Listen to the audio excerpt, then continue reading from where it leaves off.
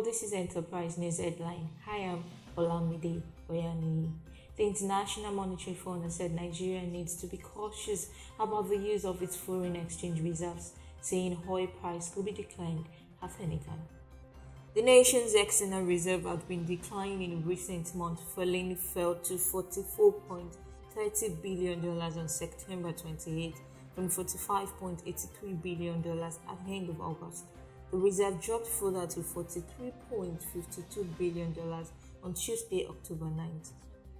The head Emerging Economy Regional Study Division at the International Monetary Fund European Department, ANAYINA, had the ongoing annual general meeting of the International Monetary Fund and World Bank in Bali, Indonesia, said Nigeria and other emerging market nations had come under pressure since April. She warned that the advanced economy's interest rate hike will still have early stages, adding that Nigerians should be cautious on the use of its external reserve now as global external conditions remain challenging. President Muhammadu Buhari accepted upon the regulation of money laundering and tax evasion by signing executive order.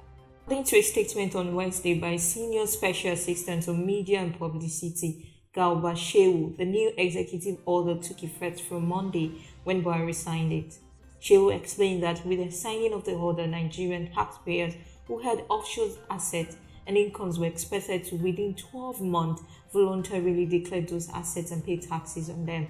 Shehu added that in accordance with the new order, the Nigerian government, through the Office of the Attorney General of the Federation, will set up a voluntary offshore asset regularization scheme in Switzerland for all categories of taxpayers who had defaulted in the declaration of their offshore assets, payment of tax due, and collectibles subject to the fulfillment of terms and conditions as stipulated in order or any other subsequent complementary regulations that followed.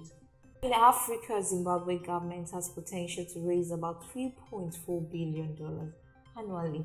The newly introduced intermediary money transfer tax of 2 cents, which will widen room for capital funding and retooling of the manufacturing sector, a tax expert has said. The Finance and Economic Development Minister, Professor Ibigwe, announced OPA and lower limits for the intermediary money transfer tax as a part of broader fiscal stabilization measures. Base tax expert Mr. Peter Ngobi said delegates at Zimbabwe National Chamber of Commerce, Matabele, and Region 2018 mid-term monetary policy statement revealed on Tuesday that the intermediary money transfer tax was a quick fix to the economy. The number of people using the internet in Rwanda increased from 4,375,016 in June 2017 to 5,475,448 in June this year. According to figures released by Rwanda Regulatory Agency, Patrick Shema, the Director General of Rwanda Regulatory Agency, attributed the rise of increased internet coverage and flexible pricing of internet bundles as the national internet coverage stands at 96.6%. Shema also said the increased internet subscription rate is partly driven by the rise in usage and adoption of online services, modernization of MTN 3G mobile network, and deployment of fiber optic to people's owned by Liquid Telecom, among other factors. And in the foreign scene, European stocks are said to open sharply lower on Thursday as a sell-off in US equity dragged down the global markets. Around the world, equity markets have stumbled on the back of rising fears around global economic growth and rising interest rates. The International Monetary Fund warned earlier this week that the same trade tension, such as those between the US and China, could lead to a sudden deterioration in risk sentiment, triggering a broad-based correction in global capital markets in a sharp tightening of global financial conditions. Meanwhile, US Treasury yields have this week climbed to multi-year highs.